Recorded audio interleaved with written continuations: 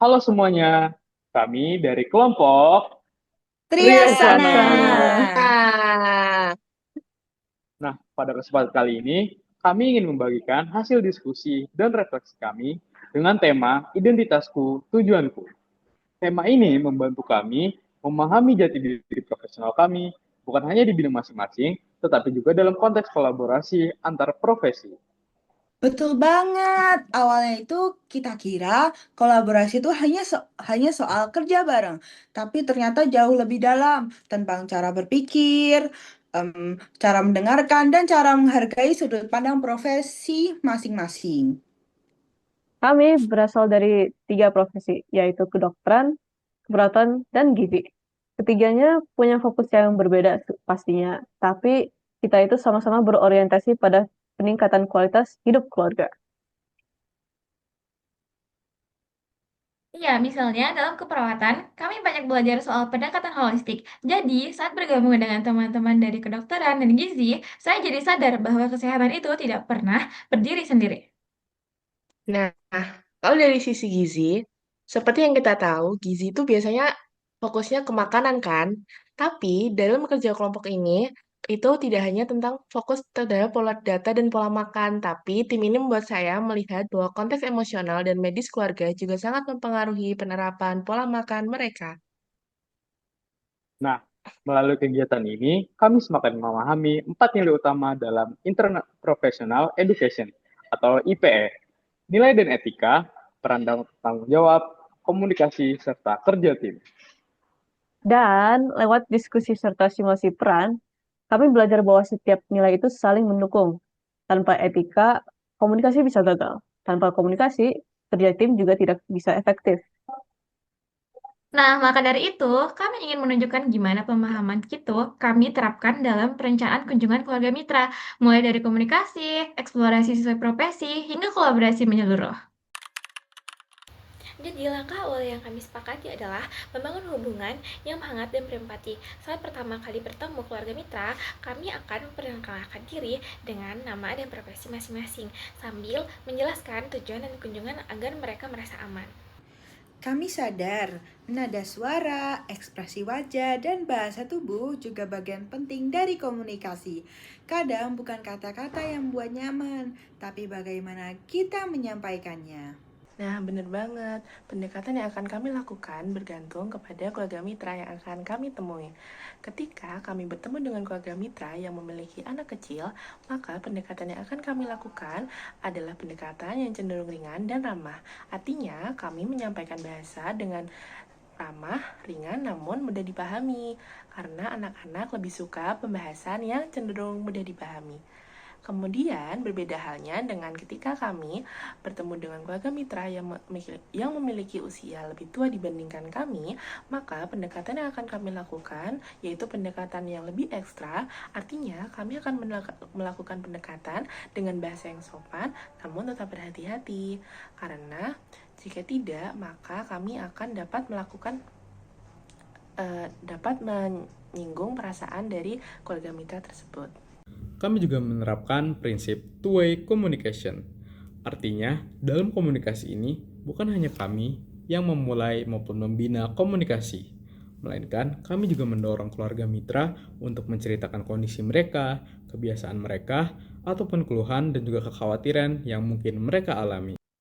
Untuk menjaga agar komunikasi efektif, kami sudah latihan pakai teknik seperti active listening dan reflective response.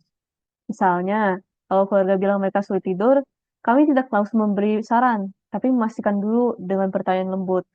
Kalau boleh tahu, biasanya apa yang membuat sulit tidur? Dengan cara begitu, komunikasi terasa lebih alami.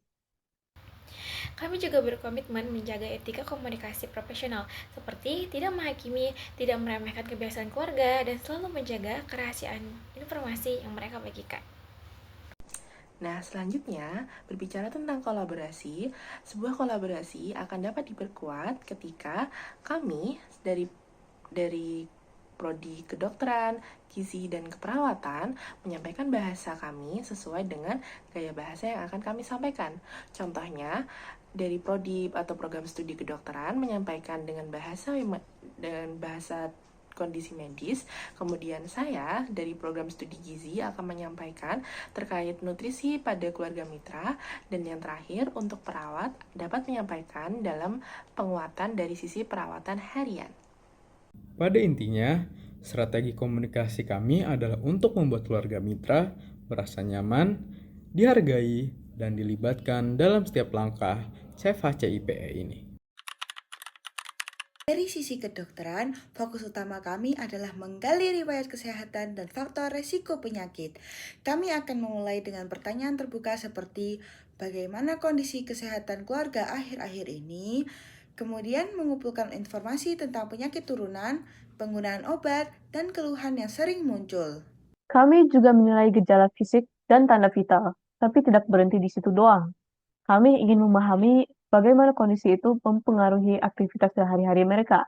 Misalnya, apakah nyeri punggung dapat membuat seseorang sulit bekerja atau berolahraga. Nah, di sini saya berperan melihat kesejahteraan menyeluruh. Saya akan mengidentifikasi pola tidur, kebersihan, stres, serta dukungan sosial dalam keluarga.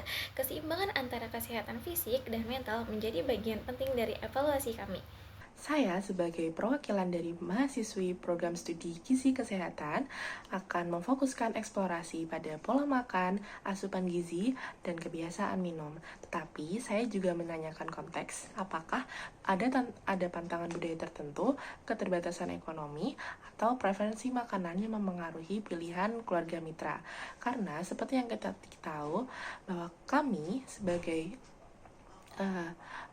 calon nutrisionis, dokter, dan juga perawat tidak dapat memaksakan kehendak keluarga mitra. Ketika keluarga mitra memiliki pilihan atau budaya tertentu, maka kami sebagai calon nutrisionis, dokter, dan perawat wajib untuk menghargai keputusan keluarga mitra, sehingga apa yang akan kami tentukan itu dapat didiskusikan terlebih dahulu kepada keluarga mitra. Hebatnya bekerja lintas profesi adalah kami dapat menghubungkan data antar profesi. Misalnya, jika didapat dari prodi gizi bahwa data yaitu pola makan yang rendah protein, serta dari prodi keperawatan didapat bahwa adanya keluhan cepat lelah, maka kami dapat mencurigai adanya anemia. Nah, gabungan dan juga penghubungan dari data-data antar profesi ini membuat kami dapat melakukan atau membuat analisa yang lebih tepat dan juga akur. Nah, di sini kami juga punya rencana untuk melakukan edukasi kesehatan kolaboratif, bukan hanya memberi instruksi, tapi juga berdialog. Contohnya, menurut Bapak atau Ibu, dari hal-hal yang sudah dibicarakan, mana yang ingin dicoba dulu di rumah? Nah, dengan pendekatan partisipatif ini, keluarga jadi merasa memiliki keputusan. Selain itu, kami mau mendokumentasi hasil kunjungan dilakukan bersama supaya tidak ada informasi yang timpang siur. Setiap profesi memberi catatan dan refleksi singkat setelah pertemuan dilakukan. Dari proses ini, kami belajar bahwa kolaborasi bukan tentang siapa yang paling ahli, tetapi tentang bagaimana kami bisa menyatukan keahlian dari masing-masing prodi sehingga kami mendapatkan tujuan yang sama. Nah, misalnya, saya pernah menganggap tugas saya selesai ketika pasien sudah tampak tenang. Tapi, dari diskusi kami, saya sadar bahwa ketenangan emosional juga sangat dipengaruhi oleh kondisi medis dan gizi. Jadi, semua saling melengkapi. Kami juga menyadari pentingnya rasa saling percaya. Ketika satu profesi berbicara, yang lain mendengarkan, bukan untuk menilai, tapi untuk memahami konteks dan mencari solusi bersama. Kolaborasi yang baik juga mengajarkan kami mengenai sikap rendah hati. Tidak semua hal dapat diselesaikan oleh profesi tertentu saja, dan itu bukanlah sebuah masalah. Justru disitulah kekuatan dari tim antar profesi.